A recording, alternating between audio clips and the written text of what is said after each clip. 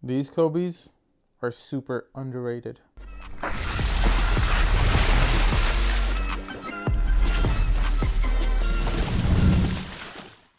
What's up guys, Vinny here with Sneaker Tweaker and welcome to another episode of Mamba Mondays. Today we're reviewing the Nike Kobe AD Mid. Now this shoe was honestly, I would say still one of, I can't even say one of my favorite Kobe's because almost every Kobe is one of my favorite Kobe's.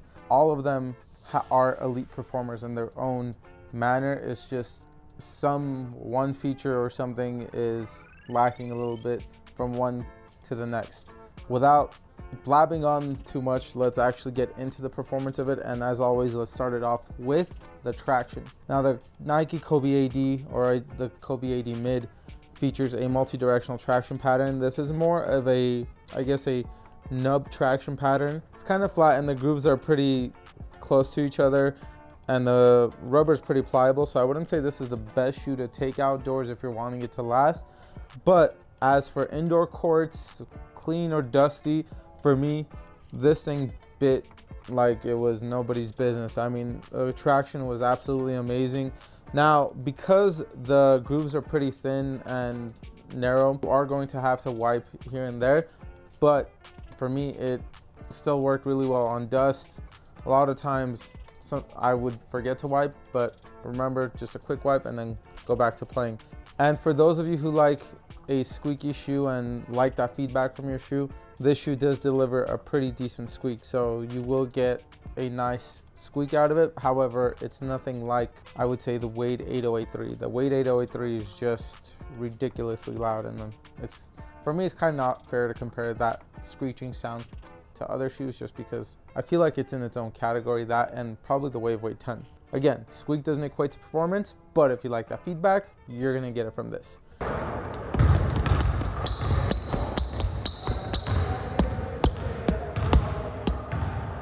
Again, the traction, completely amazing. Dust is going to be present, but with a quick wipe, it's gone. And then again, the rubber is pretty pliable, so I wouldn't say take it outdoors. And as I mentioned earlier on, the rubber on my shoe, on my pair, this is a solid rubber outsole. I just went and got probably the most basic colorway you could get, which is a black and white colorway, just because I wanted a solid rubber outsole. And particularly, I guess the white rubber is the most plain and raw form of it, and that's why I went ahead and got it. Now the cushion is another, I would say, a good part, especially if you're a guard. It's a Lunar Lawn midsole with a large volume heel zoom unit. And for those of you that like the Kobe 10, it's pretty much the same setup. I love the Kobe 10, and I would say this setup for me worked great. The Lunar Lawn delivered great court feel. On top of that, a decent amount of impact protection for, like I said, a guard. And then for heel strikes, energy return, and just overall impact protection in your heel, the zoom unit right there is going to really help a ton. You can definitely feel it, especially if you're putting pressure on it, and it feels nice. This shoe, I would say, is pretty comfortable. Like the step and comfort and everything is one of my favorites. Again, the Kobe 10 was also one of my favorites, so this is no surprise to me. Again, great impact protection for guards. I wouldn't say it's the most, like, you're not going to get Wave Weight 10 or like LeBron 20 or something like that. Those are more tech heavy. This one is a little bit more simple, but again, you still get that impact protection. Cushion, great. Now for the fit, these fit true to size. I would say these fit me better than most Kobe's did because most Kobe's run a little bit narrower. These are a little bit roomier in the toe box.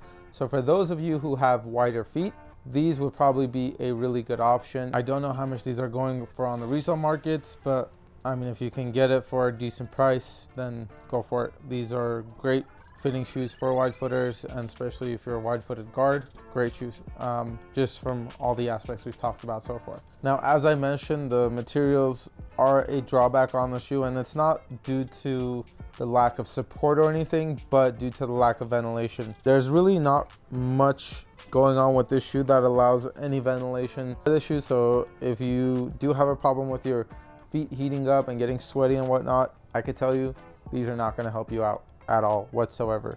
So if there's any negative part about that shoe, that's going to be it. The support portion is absolutely amazing. Not only did they bring back this carbon fiber midfoot shank plate that was last seen on the Kobe 8 in the model that came, I guess, the last model that they used prior to this, but overall you have a nice wide base, you have a nice outrigger on your forefoot area, and overall just the materials and the internal heel counter and everything just help with keeping your foot in place, locked down, and then also just helping it so it doesn't tip over. You do also have this external TPU heel counter, and just all of that together, you're going to get great support. And like I said, this carbon fiber midfoot shank plate is going to help with torsional support. So it's a great setup. And as for the upper, it uses more of, I guess, a suede felt, kind of feels like fake suede to me, but that kind of material, and that's not going to be the most breathable, I would say.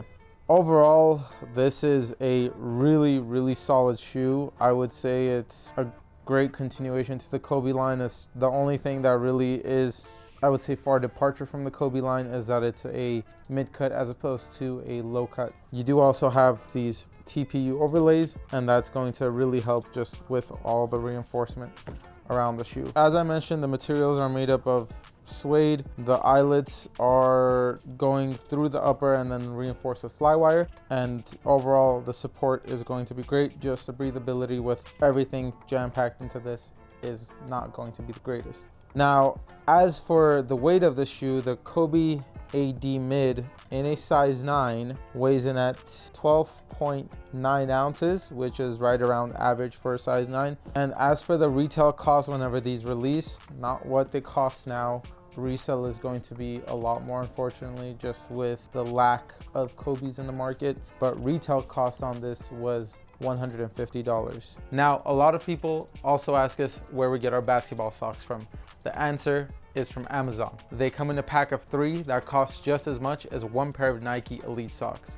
The ones we have are these 2 muted colors, which the white one and the black one, and they are quarter length. So if you guys like quarter length, they have them available in that, but they also have them in the high top version. Like I said, they come in a pack of 3 that costs just as much as the Nike Elites, and these are pretty much the same thing, but without the Nike branding. They're cushioned, they're ventilated, and they're amazing socks, and they last a long time. If you guys do want a pair, hit the link in our description down below and go grab yourselves a pack. Not a pair, grab yourselves a pack. If you guys have played in the Kobe 80 mids or any Kobe's, let us know your experience down below. If there are any other Kobe's or any other shoes you guys would like us to review, again, comment down below. For more content like this, please like, subscribe, and follow. We'll see you guys in the next one.